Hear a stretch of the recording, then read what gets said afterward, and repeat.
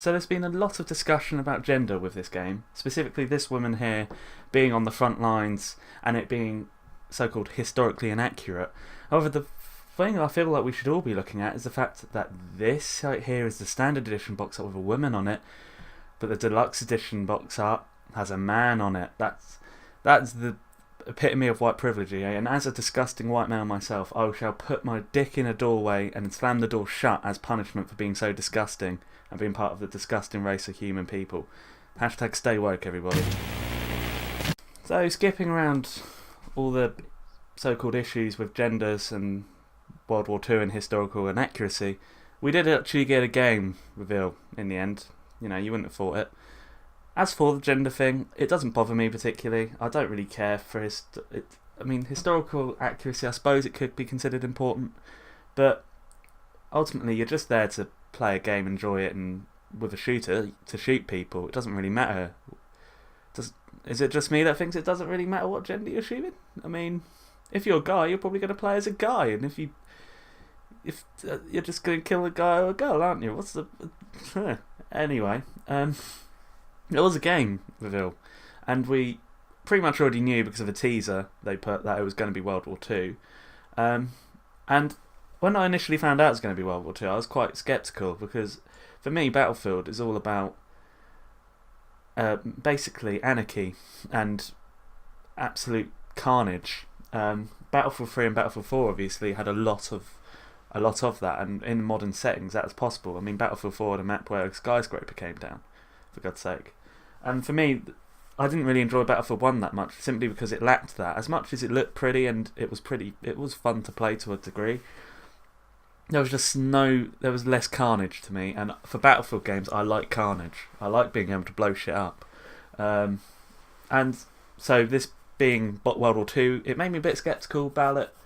Having seen the gameplay that was shown, it looks pretty good. It looks, unsurprisingly, it looks gorgeous. The game, and I really hope that they can sort of use that to show how awful World War II was. I hope there's a good story. Hopefully, the story side of things might not be censored like World War II, because censorship seems all over the place on the multiplayer on Battlefield 5, because it was it was multiplayer gameplay shown.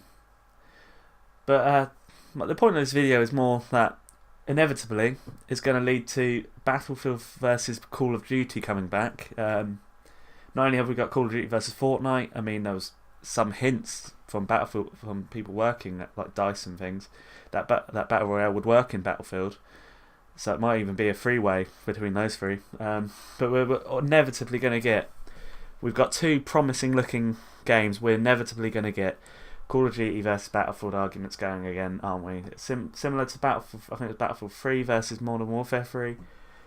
I mean, we got two good games, but for some reason we can't just like both. We can't like the look of both. We've got to pick a side, and inevitably, whichever side we pick, we're going to be called cancerous for. So I thought I'd just jump on the bandwagon and start it off, because we might as well, mightn't we? Battlefield 5 versus Black Ops 4. What's the deal with that, eh?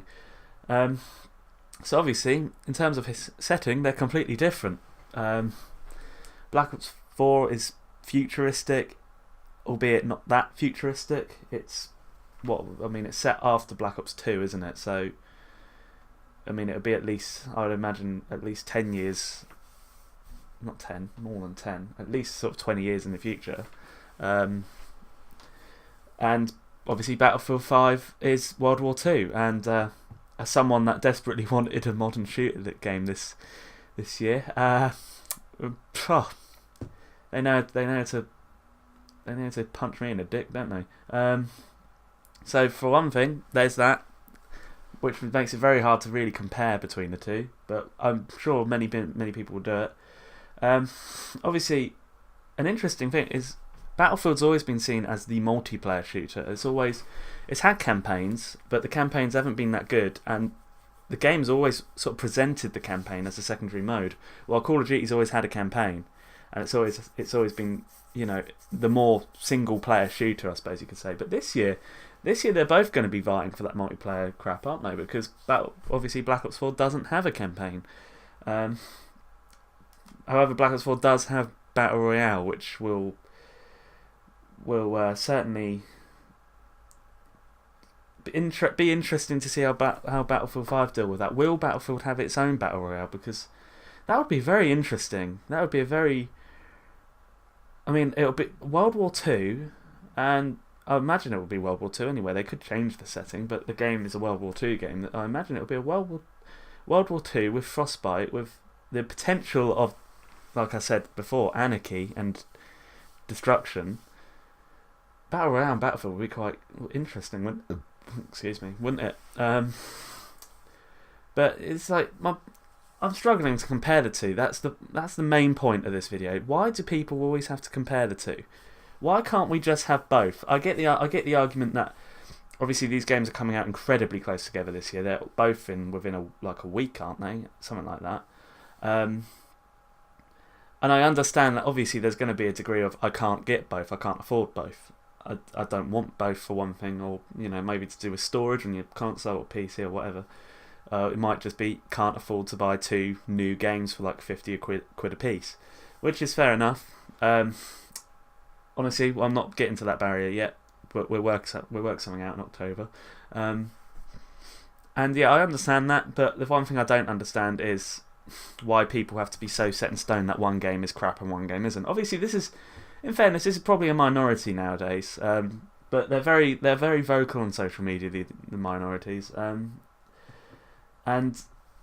I never understood it. This has been since Battlefield became slightly more, I suppose, AAA. It's always been AAA, but it got slightly more attention with, I think, obviously Bad Company was a good game, but Battlefield 3 I remember got quite popular. And ever since then there's been this weird desire to have arguments that one game has to be absolute trash and the other game has to be brilliant, which I've just never understood it with games in general. I've never understood why you have to compare. It's similar for me. I like football games. FIFA and PES, to many people, can't exist in the same world. If you want one, buy that one. If you want both, buy both. If you want one but not the other, that's fine. Just don't talk shit about it. It's the same with Call of Duty and Battlefield. They're both first-person shooters, yes. I get there's a certain degree of comparison that can be made. However, they're different first-person shooters. They are different. You can easily have both and enjoy both and play both. You don't necessarily need to compare the two.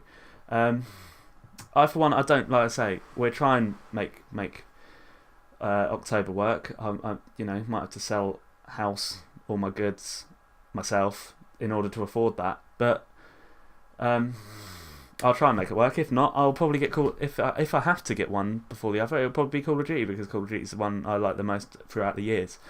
However, does that mean I dislike Battlefield? No, it doesn't. I will get Battlefield 5 as close to possible to release date. And I'll enjoy both, I imagine. Maybe I won't. Maybe both will be trash and I'll be left crying because I've spent 100 quid in trash. So, let's hope not. Anyway, where do you fall on this? Are you looking forward to both games? Are you someone that does hate one and not the other? Leave your thoughts in the comments below. Like if you agreed, I suppose. Like if you disagreed as well. I need likes. It'd be nice. And if for more of me talking shit about video games, maybe you agree with me for some reason, or you like listening to me for some reason, and you want more, be sure to hit that subscribe button. Anyway, that's about wraps us up. Thanks for watching, and goodbye.